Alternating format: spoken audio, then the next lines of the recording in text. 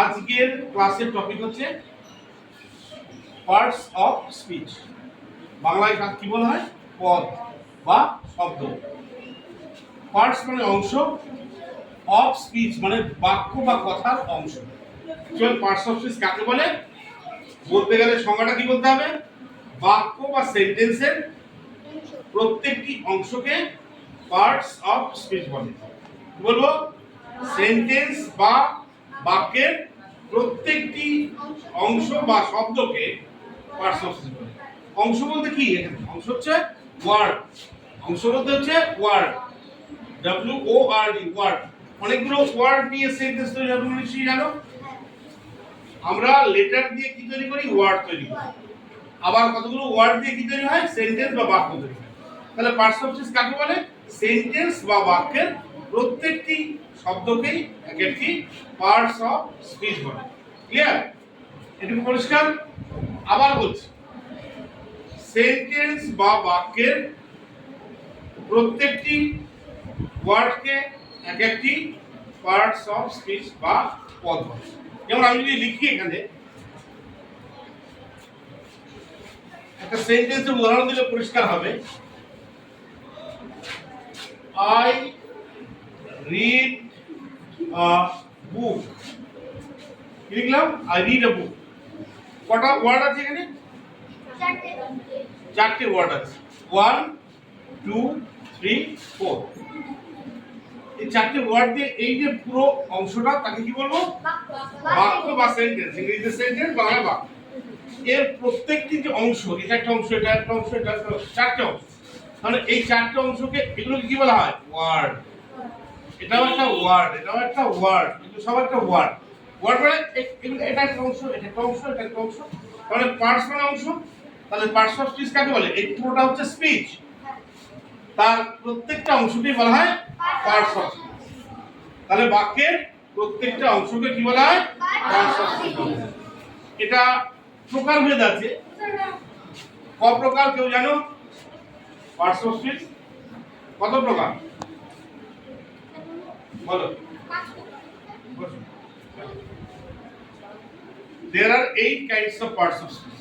8 প্রকার, তাই? আচ্ছা, তাহলে 8 kinds, এটাকে 8টি ভাগে ভাগ করা হয়েছে পার্টস অফ স্পিচ। কেন ভাগ করা হয়েছে? কারণ তাদেরকে আলাদা আলাদা করে গ্রামাটিক্যালি তোমাকে চিনতে হবে তাদের প্রত্যেকটা ফাংশন কি আছে। প্রথমটা কি? নাউন। নাউন।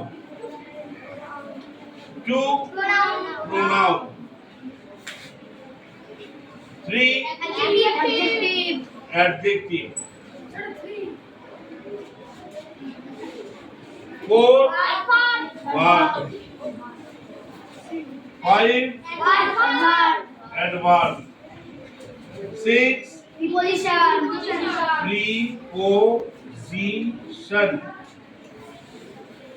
7 good conjunction.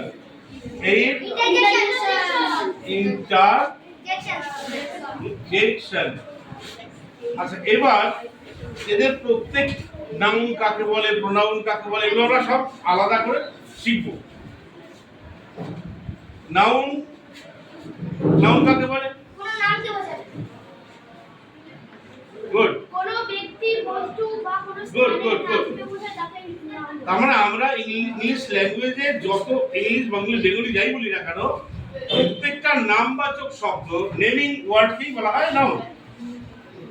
এবার উদাহরণ হিসেবে যদি আমি দেখি, উদাহরণ দিই, তাহলে কিন্তু আমরা পার্টস অফ স্পিচগুলো আরো ভালো করে বুঝে নিতে পারবো। I read a book. এই বাক্যটির মধ্যে কোনটা নাউন?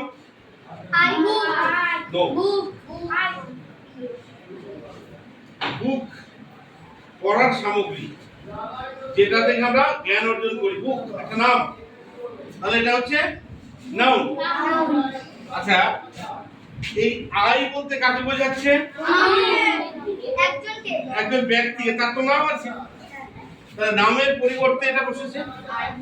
তাহলে যে ওয়ার্ড নামের পরিবর্তে বসে তাকে বলা হয় প্রোনাউন। তাহলে আইটা কি? প্রোনাউন। ক্লিয়ার? আবার অ্যাডজেক্টিভটা কিভাবে চিনবো? নাউন বা প্রোনাউনের দোষ গুণ অবস্থা সংখ্যা পরিমাণ ইত্যাদি বোঝায় যে ওয়ার্ড দিয়ে তাকেই বলা হয় অ্যাডজেক্টিভ। তাহলে আমরা সেক্ষেত্রে এখানে আমরা উদাহরণটা একটা সেন্টেন্স লিখলে ভালো করে পরিষ্কার বোঝাতে পারবো। He is a bad boy. এই বাক্যটির মধ্যে কোনটা অ্যাডজেক্টিভ? ব্যাড। কেন ব্যাড অ্যাডজেক্টিভ? কার দোষ বোঝাচ্ছে? ব্যক্তি। নাউন বা প্রোনাউনের দোষ গুণ অবস্থা সংখ্যা পরিমাণ যে শব্দের দ্বারা বোঝায় তাকে বলা হয় অ্যাডজেক্টিভ। তাহলে ব্যাড পেয়ে গেলাম আমরা অ্যাডজেক্টিভ। তাহলে অ্যাডজেক্টিভ চিনতে পারলে এইবার হচ্ছে ভার্ব। ভার্ব মানে ক্রিয়াপদ, যে শব্দের দ্বারা কি বোঝায়? কাজ করা বোঝায়। তাহলে আমরা এই বাক্যটার মধ্যে গুড এই রিডটা হচ্ছে ভার্ব 1, এটা হচ্ছে ক্রিয়াপদ। রিড মানে পড়া, পাঠ করা। তাহলে এটা হচ্ছে ক্রিয়াপদ। তাহলে ভার্ব আইডেন্টিফাই হয়ে গেল। আচ্ছা, এবার অ্যাডভার্বটা কি কোথায় পাবো? প্রত্যেকটা সেন্টেন্সে সব পার্টস অফ স্পিচ নাও থাকতে পারে। He runs slowly. সে ধীরে দৌড়ায়। এই বাক্যটির মধ্যে কোনটা অ্যাডভার্ব? কেন স্লোলি অ্যাডভার্ব বলো তো? এই স্লোলি ভার্বটা নাউনের একটা গতি বোঝাচ্ছে। এই নাউন গতি ভার্বের একটা গতি প্রকৃতি বোঝাচ্ছে। কেমন ভাবে সে দৌড়ায়? সে ধীরে ধীরে দৌড়ায়, মানে স্লোলি দৌড়ায়। এই স্লোলি শব্দটি এই ভার্বের একটা গতি প্রকৃতি বোঝাচ্ছে। তাহলে যে ওয়ার্ড ভার্বের গতি প্রকৃতি বলে দেয় তাকে বলা হয় অ্যাডভার্ব। ঠিক একই রকম ভাবে আমরা যদি প্রিপোজিশনের দিকে যাই, এবার লক্ষ্য করে দেখো, হি গোজ টু স্কুল। সে স্কুলে যায়। এই বাক্যটির মধ্যে কোনটা প্রিপোজিশন? এই টু হচ্ছে প্রিপোজিশন। প্রিপোজিশনের সংজ্ঞা যদি প্রিপোজিশনটা আইডেন্টিফাই করতে হয় তাহলে কি করবে? ভার্বের পরে এবং নাউনের আগে যে শব্দ থাকবে, ভার্বের পরে এবং নাউনের আগে যে ওয়ার্ড থাকবে সেটা হচ্ছে প্রিপোজিশন। তাহলে টুটা হচ্ছে প্রিপোজিশন। এবার কনজাংশন মানে কি? দুটি বাক্যকে সংযুক্ত করে। সংযোজক অব্যয়, রাইট। সংযোজক অব্যয় মানে যেটা যে ওয়ার্ড দুটো শব্দ বা দুটো বাক্যকে সংযুক্ত করে, দুই বা ততোধিক বাক্যকে বা ওয়ার্ডকে সংযুক্ত করে। তাহলে যদি বলি এখানে রাম এন্ড রহিম আর ব্রাদার্স। এবার এই যে শব্দটি এন্ড দিয়ে কি যোগ করা হয়েছে? এদিকে রাম, এদিকে রহিম, দুজনকে যুক্ত করা হয়েছে। তার মানে এটা হচ্ছে কনজাংশন, জোড়া লাগাবে, ঠিক। Last interjection. এবার ইন্টারজেকশনটা কি করে বলবো? ইন্টারজেকশনটা বুঝতে হলে HURR ধরে we have own the game। আমরা খেলায় জিতে গেছি। এই যে শব্দটা ওরে হেভি পুরানো পড়ছো, তাহলে এটাকে এটা হচ্ছে জয় সূচক ধ্বনি। যে সমস্ত এলাস মানে হতাশ হয়ে গেলে পরে কোথাও সেটাকে আমরা এলাস হাই বোঝাই।